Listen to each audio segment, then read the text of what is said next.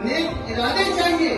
जो यहाँ पर बैठे हुए हमारे बड़े बुजुर्ग नौजवान, जिनको अच्छे इरादे की जरूरत है कि हम अपने बच्चों को हर हाल में तालीम देंगे, शिक्षा देंगे।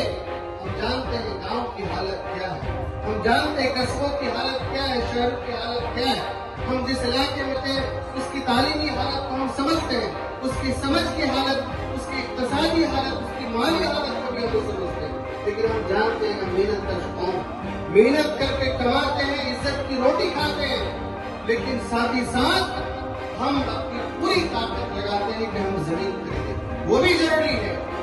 आप हम अमीर बने वो भी जरूरी है, अच्छे घर करें, गाड़ी खरीदे जरूरी है, करें सकते।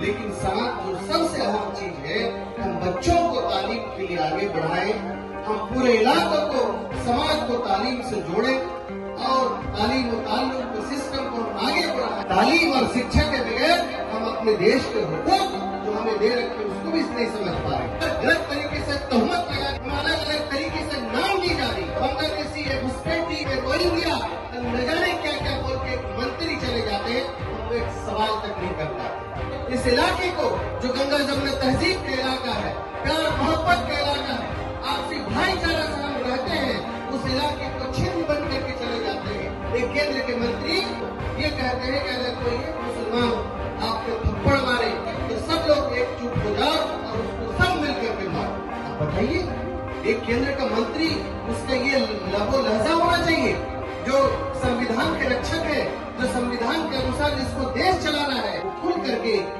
दंगा भड़काने काम करके चले गए पूरे इलाके में। तो खुश शुक्र मनाइए कि पूरा हमारा इलाका, सीमांचल का इलाका, अमन शांति का इलाका, प्यार मोहब्बत का इलाका है। यहाँ कोई दंगा नहीं भड़का, उसका रिएक्ट नहीं किया, लेकिन संविधान के अनुसार हमें सवाल करना पड़ेगा, हमें जवाब देना पड़ेगा कि इस तरह से क्यों बोल सकता है, उस पर भार होना चाहिए। सरकार की क्या जिम्मेदारी?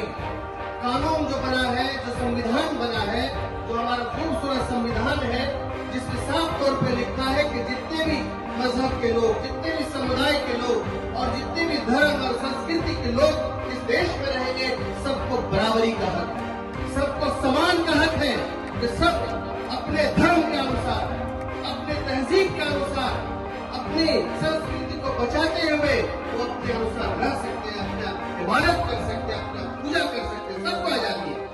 आखिर कैसे वो बोल सकता है किसी एक धर्म के बारे में?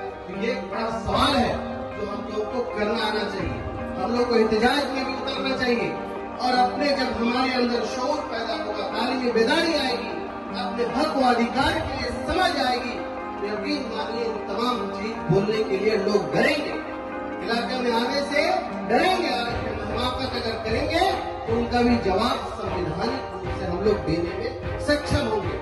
आज हम जागरूक नहीं, हम अपने हक को लेके, अपने अधिकार को लेके जो संविधान ने हमें दिया है उसको लेके हम जागरूक नहीं है। हमारी जिम्मेदारी है उन तमाम चीजों को जाने समझे और आने वाले दिन में उन तमाम चीजों का कहीं न कहीं हल निकालने के लिए तैयार रहे।